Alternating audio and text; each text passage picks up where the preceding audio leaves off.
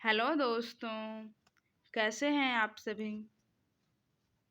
आज का हमारा टॉपिक है बुद्धि का पॉज सिद्धांत।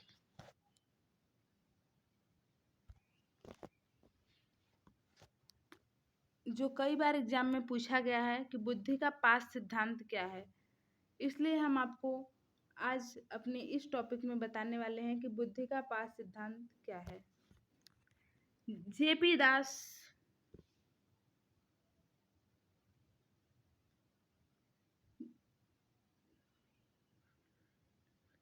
जैक नगलेरी एंड किरबाई द्वारा विकसित पास बुद्धिमत्ता सिद्धांत मानव अनुभूति को समझने के लिए एक महत्वपूर्ण दृष्टिकोण का प्रतिनिधित्व करती है। यह एक व्यापक रूपरेखा प्रदान करती है। यह सिद्धांत बुद्धि के पारंपरिक विचारों को इस प्रस्ताव के द्वारा चुनौती देता है कि मस्तिष्क में अन्योन्याश्रित लेकिन अलग अलग प्रकारात्मक प्रणालियां शामिल हैं। इस प्रतिमान के तहत बुद्धि को चार अलग अलग संज्ञानात्मक प्रक्रियाओं की विशेषता है। पहला है योजना, दूसरा है ध्यान उत्तेजना, तीसरा है एक साथ प्रसंस्करण और चौथा है क्रमिक प्रसंस्करण। देखिए, इसी को कहते हैं पास। इसी को क्या कहते हैं? पास। आइए इसका फुल फॉर्म देखते हैं कि पास का फुल फॉर्म क्या है। आप इसको याद कर लेंगे तो 50% तो ऐसे ही सिद्धांत क्लियर हो जाएगा। P for planning, A for attention arousal, S for simultaneous, S for successive. यह हो गया हमारा PASS. P for planning, A for attention arousal, S for simultaneous, S for successive.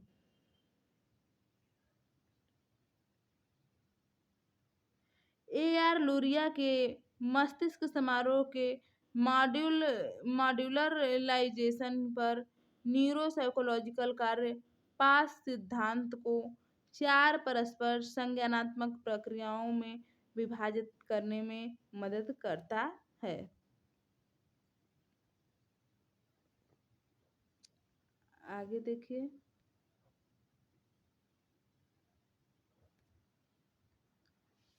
1994 में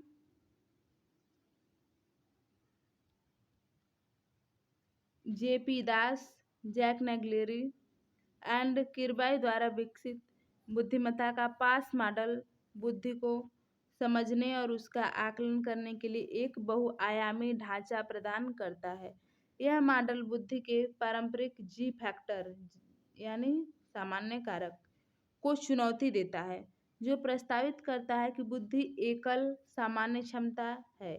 इसके बजाय पास मॉडल यह बताता है कि बुद्धि चार अलग अलग संज्ञानात्मक प्रक्रियाओं के परस्पर क्रिया से उभरती है।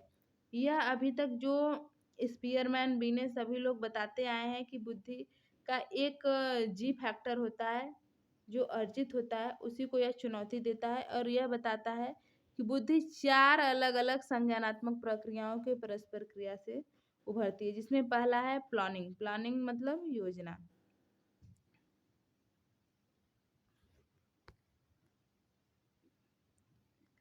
योजना बुद्धिमान व्यवहार का एक मूलभूत पहलू है। इसमें लक्ष्य निर्धारित करना, रणनीति तैयार करना और उन लक्ष्यों को प्राप्त करने के लिए कार्यों को व्यवस्थित करना शामिल है। योजना क्या है? किसी कार्य को करने से पूर्व जो हम योजना बनाते हैं उसे ही प्लानिंग यानी योजना कहते हैं। यह निर्धारित लक्ष्य को निर्धारित करना, रणनीति तैयार करना और लक्ष्यों को प्राप्त करने के लिए कार्यों को व्यवस्थित करना ही योजना है।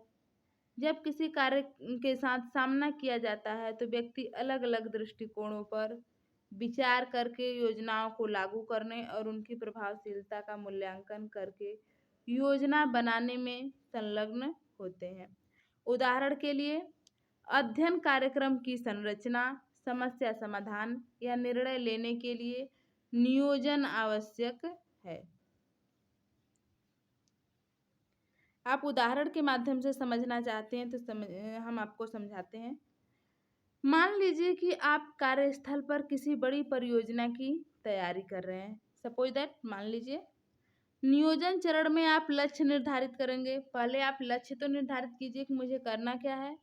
एक समय रेखा तैयार कीजिए। पहले लक्ष्य निर्धारित कीजिए कि आपको क्या करना है, आपका उद्देश्य क्या है। फिर समय रेखा मतलब आपको कितने समय में यह कार्य कंप्लीट करना है, उसका समय रेखा तैयार कीजिए। फिर संसाधनों का आवंटन करेंगे। इस लक्ष्य को प्राप्त करने में कौन कौन से संसाधनों की आवश्यकता पड़ेगी, आप उसका आवंटन करेंगे। और परियोजना को सफलतापूर्वक पूरा करने के लिए रणनीति तैयार करेंगे। यहाँ पर योजना क्या होती है इसका उदाहरण दिया जा रहा है कि पहले आप किसी योजना को बनाएंगे तो उसका लक्ष्य क्या है, यह कितने समय में पूरी की जा सकती है, इसको पूरा करने में किन किन संसाधनों की आवश्यकता पड़ सकती है, और परियोजना को सफलतापूर्वक पूरा करने के लिए रणनीति क्या होगी, यह सभी तैयारियां करनी पड़ती है। इसे ही योजना कहते हैं।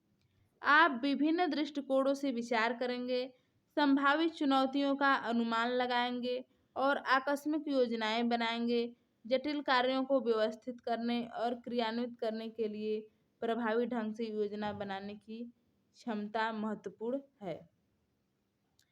आप अच्छी तरह से समझ लिए होंगे कि योजना क्या है। दूसरा उदाहरण देने की जरूरत नहीं है, फिर भी आप पढ़ लीजिएगा।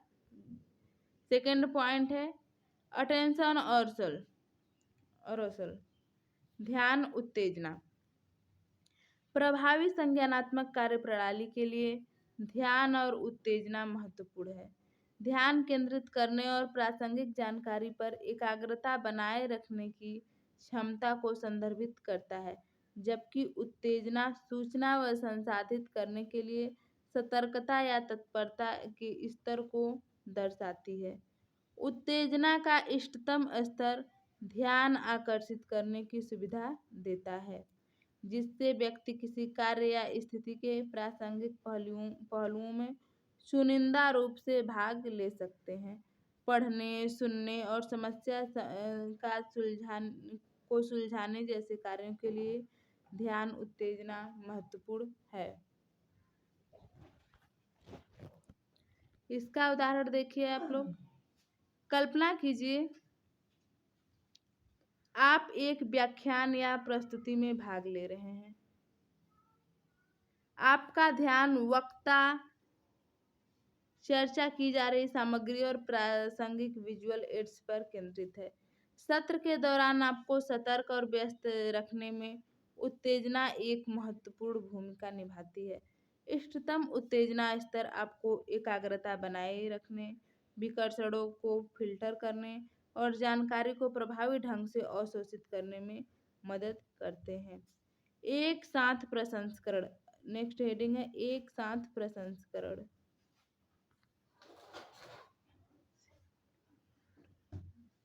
Simultaneous processing for S. अभी तक हम लोगों ने पढ़ा पी ए, अब यहाँ एस।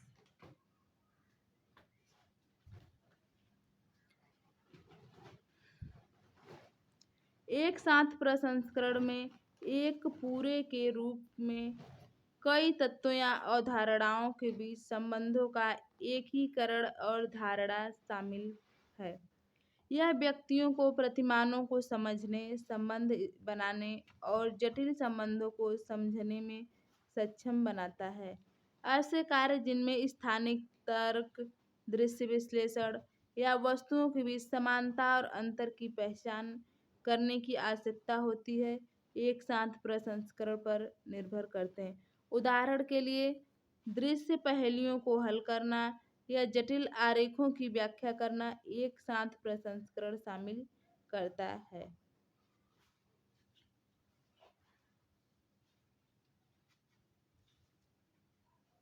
उदाहरण 2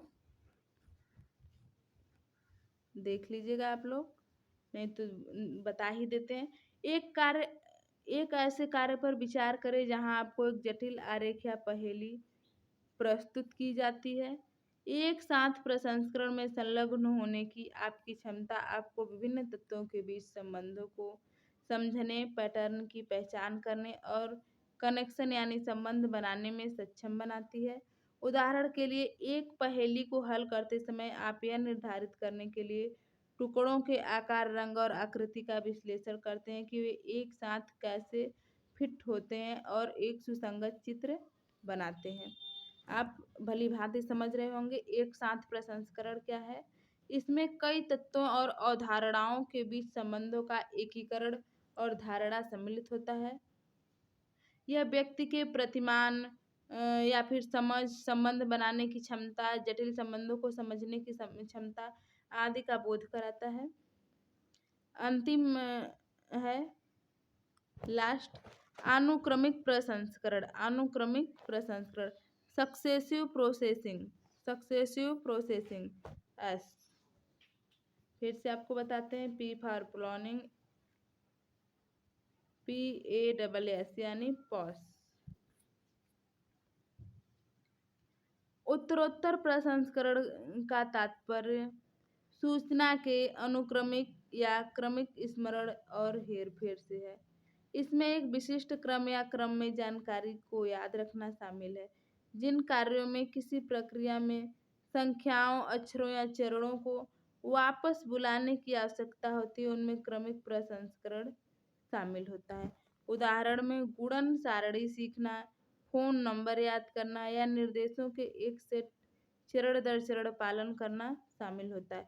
मतलब अनुक्रमिक प्रसंस्करण में उत्तरोत्तर प्रसंस्करण यानी सूचना के अनुक्रमिक यानी क्रम से याद करना है। इसमें कोई भी जानकारी व्यक्ति एक क्रम में याद रखता है। जैसे फोन नंबर हो तो उसको हम उलट पुलट नहीं सकते, हेर फेर नहीं कर सकते, उसको एक क्रम में ही याद करते हैं। या फिर कोई सारणी हो, निर्देशों का सेट हो। उदाहरण के लिए देखिए,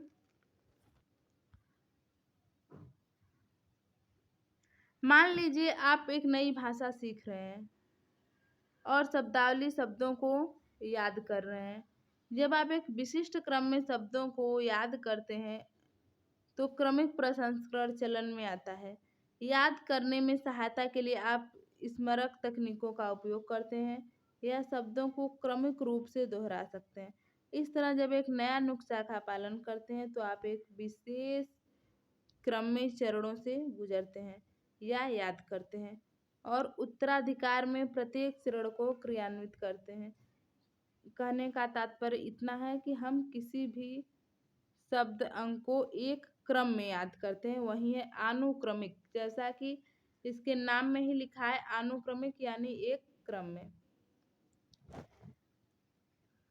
आगे देखिए, ये उदाहरण प्रदर्शित करते हैं कि कैसे पास मॉडल की 4 संज्ञानात्मक प्रक्रियाएं योजना, ध्यान उत्तेजना, एक साथ प्रसंस्करण और क्रमिक प्रसंस्करण।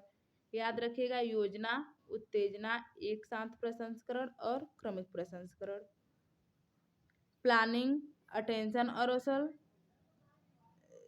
सिमुल्टेनियस प्रोसेसिंग और सक्सेसिव प्रोसेसिंग विभिन्न वास्तविक जीवन की स्थितियों में शामिल है। प्रत्येक प्रक्रिया हमारी दैनिक गतिविधियों में इन प्रक्रियाओं के बीच परस्पर क्रिया को प्रदर्शित करते हुए बुद्धिमान व्यवहार और संज्ञानात्मक कार्यप्रणाली के विभिन्न पहलुओं में योगदान करती है।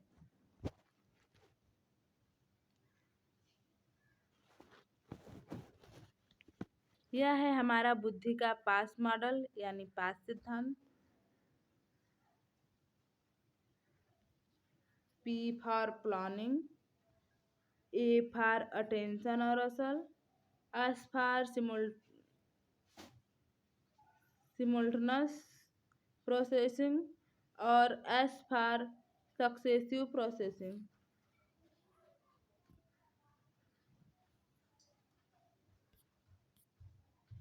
यह है बुद्धि का पॉस सिद्धांत।